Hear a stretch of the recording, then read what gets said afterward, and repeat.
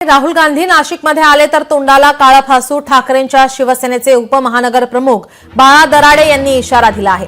सावरकरांबद्दल केलेलं वक्तव्य खपवून घेणार नाही। मवियामध्ये पुन्हा धुसफूस सुरू असल्याची आता चर्चा रंगू लागली। राहुल गांधी आले तर त्यांच्या गाडीवर दगडफेक करू असं दराडे यांनी म्हटलं आहे। महाविकास आघाडी गेली खड्ड्यात असंही त्यांनी वक्तव्य केलं आहे।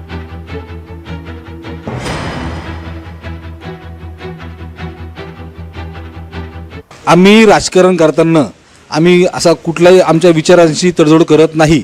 आम्ही ते फटका बसो का ना बसो तो भविष्यातला भाग आहे, आम्हाला ते माहीत नाही, पण आम्ही आमची विचारधारा सोडणार नाही। आमच्या विचारांशी जो सहमत नसेल आम्ही त्यांना विरोध करू आणि आम्ही सावरकरांचा अपमान खपवून घेणार नाही। माझी राहुल गांधींना विनंती आहे की महाराष्ट्रात यायच्या अगोदर, नाशिकमध्ये यायच्या अगोदर त्यांनी सन्माननीय स्वातंत्र्यवीर सावरकरांची माफी मागावी, संपूर्ण महाराष्ट्राची माफी मागावी, अन्यथा आम्ही जे बोललोय ते करून दाखवणारच। आम्ही आमची भूमिका सोडणार नाही, सोडलेली नाही। आम्ही हिंदुत्वादी विचाराचे आहोत आणि आमच्या भूमिकेवर आम्ही ठाम आहोत आणि मी ही जी भूमिका मांडली आहे ती माझी वैयक्तिक शिवसैनिक म्हणून भूमिका आहे। यावर काही राजकीय प्रतिक्रिया समोर आल्यात, आपण पाहूया। राहुल गांधी यांचे वडील राजीव गांधी यांचं बलिदान देशासाठी आहे। राहुल गांधींच्या आजीचंही बलिदान हे देशासाठी आहे आणि कुठल्याही भ्याड धमकीला राहुल गांधी आणि काँग्रेस घाबरणार नाही। स्वातंत्र्याचा इतिहास काँग्रेस पक्षाला आहे, राहुल गांधीला आहे, ते आमचे नेते आहेत। कोणी जर भ्याड स्वरूपाच्या जर धमक्या देत असतील तर त्यांना राहुल गांधी सोडा, आमचा काँग्रेसचा सामान्य कार्यकर्ता हा पुरून उरेल। त्यामुळे अशा धमक्या राहुल गांधींना आणि काँग्रेस पक्षाला देऊ नये।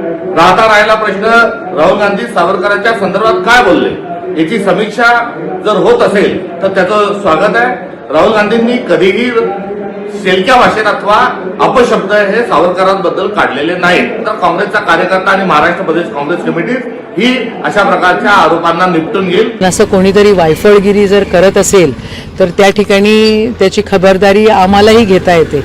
आम्ही शांततेच्या मार्गाने, महात्मा गांधींच्या मार्गाने चालणारे अहिंसेची मंडळी आहोत। पण आता कलयुग आहे आणि कलयुगामध्ये आम्हालाही कलयुगासारखं वागता येतं, एवढं लक्षात ठेवावे। शेवटी राहुलजी म्हणाले काय चुकीचं काहीच बोललेले नाही आहे, आज तर काहीच बोललेलं नाही आहे। राहिला बाकीच्या गोष्टी, तर इतिहासामध्ये जे लिहिलेलं आहे ते जर परत सांगत असतील तर त्याच्यामध्ये वावगं काय आहे? त्या गांधी परिवारानं सर्वात जास्त टेररिझम कोणाला फेस करावं लागलं असेल तर तो हा गांधी परिवार आहे आणि अशा वेळेला जर तुम्ही राहुलजींना काय बोलत असाल तर हे कोणीच खपवून घेणार नाही। उद्धव ठाकरेच्या मावळ्यांना सुद्धा बाळासाहेब अजून बाहेर गेलेले नाही, त्यांचे विचार आणि जनतेचे विचार माहीत पडले, परंतु उद्धव ठाकरेंना कळत नाहीये।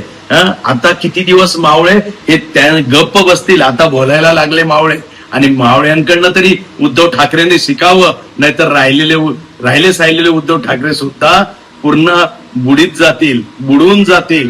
तरी आता उद्धव ठाकरेंनी मावळ्यांकडनं तरी काही शिकावं। सावरकर हे सगळ्यांसाठी श्रद्धास्थान आहेत। स्वातंत्र्यवीर सावरकर म्हणून आपल्या प्रति प्रचंड आदर आहे आणि त्याच्यामुळं उभाटाच काय, राज्यातला कुठलाही पक्ष, देशातली कुठलीही देशप्रेमी जनता त्या ठिकाणी सावरकरांचा अपमान सहन करणार नाही। सावरकरांच्या विषयी अशी भूमिका घेणं स्वाभाविक आहे, परंतु मला वाटतं उद्धव ठाकरेंच्या पक्षाच्या तकलादू भूमिका असतात, सोयीनं बदलत असतात। स्वातंत्र्यवीर सावरकरांच्या संदर्भात मुख्यमंत्री असताना त्यांची काय भूमिका होती, अनेकदा त्यांनी व्यक्त केलेल्या भूमिका काय होत्या हे महाराष्ट्राला देशाला माहीत आहे। तथापि ठीक आहे, उशिरा का होईना स्वातंत्र्य प्रेम त्यांचं उफाळून आलं, हेही नसे थोडके। लोकशाही मराठी ऐका, पहा, जागरूक रहा।